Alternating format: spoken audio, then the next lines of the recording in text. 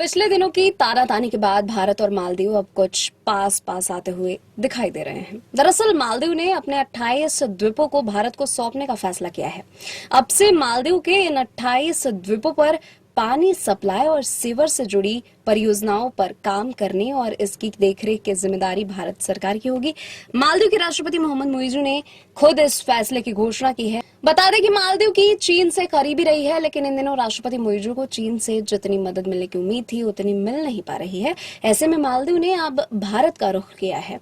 मालदीव के राष्ट्रपति मोहम्मद मुइज़ू ने सोशल मीडिया पर एक पोस्ट किया। उन्होंने लिखा, मालदीव के 28 द्वीपों में पानी और नाले से जुड़ी परियोजनाओं को आधिकारिक तौर पर सौंपे जाने के मौके पर डॉक्टर एस जयशंकर से मिलकर खुशी हुई।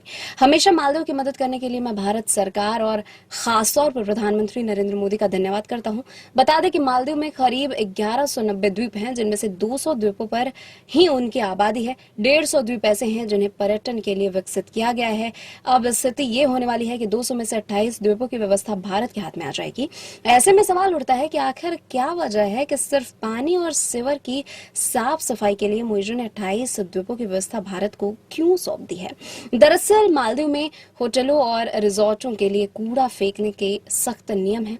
होटल्स और रिजॉर्ट के लिए कचरे अलग अलग करना अनिवार्य है। ठोस कचरे को थिलाफुसी द्वीप पर भेजा जाता है, जहां उसे गलाया जाता है। होटलों और रिजॉर्टों को ये सुनिश्चित करना होता है कि उनका कचरा सही तरीके से पैक और लेबल किया गया हो, ताकि वो सुरक्षित रूप से थिलाफुसी पहुंचाया जा सके। मालदीव हिंद महासागर क्षेत्र में भारत का एक प्रमुख भागीदार है। यह भारत के पड़ोसी प्रथम नीति के केंद्र में रहा है। मालदीव भारत के सबसे बड़े व्यापारिक साझेदारों में से एक है। मालदीव का पर्यटन भारत के सहारे ही चलता है।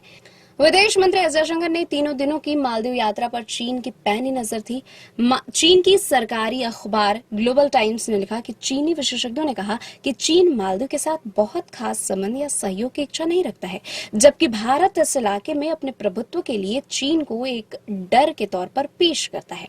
वैसे चीन के सरकारी अखबार का एस जयशंकर की यात्रा पर नजर रखना ये प्रदर्शित करता है चीन छटपटा तो रहा है, लेकिन वो भारत और मालदीव के रिश्ते खराब करने में नाकाम रहा है।